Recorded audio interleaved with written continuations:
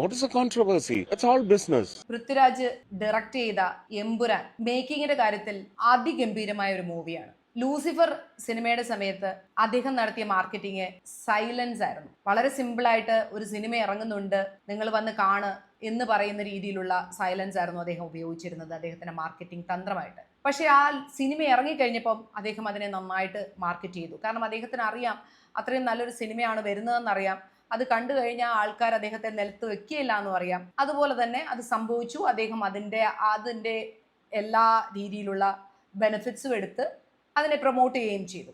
രണ്ടാമത് എമ്പുരാൻ ഇറങ്ങിയപ്പോൾ എമ്പുരാൻ ഇറങ്ങുന്നതിന് മുമ്പ് തന്നെ എത്രയോ മുമ്പ് തന്നെ അദ്ദേഹത്തിന്റെ പ്രൊമോഷണൽ പരിപാടികൾ തുടങ്ങി. So what kind of camera and the technicalities are used for Empuran, and why too many wide angle shots? Actually in commercial, Some of the shots you shot on an iPhone.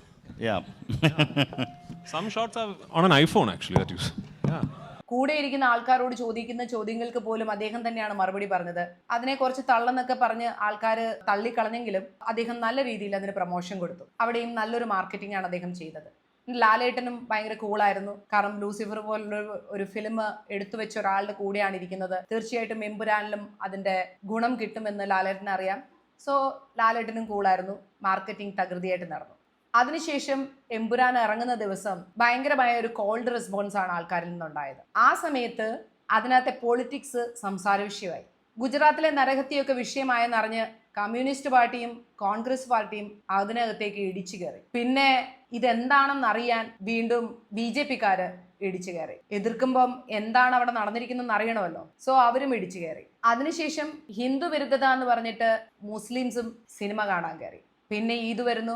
ഈദിന്റെ ഭാഗമായി എല്ലാവരും cinema കാണാൻ തയ്യാറെടുത്ത് നിൽക്കുമ്പോഴാണ് 17 കട്ടുണ്ടെന്ന് അറിയുന്നത്. ആ cut അവിടെ വന്നതുകൊണ്ട് കട്ടിന് മുമ്പുള്ള version കാണാൻ വേണ്ടി കാണാത്തവരെല്ലാം വീണ്ടും ടിക്കറ്റ് എടുത്തു. ടിക്കറ്റ് വിൽപ്പന നടന്നെടുത്ത് 48% ടിക്കറ്റ് വിൽപ്പന കൂടി.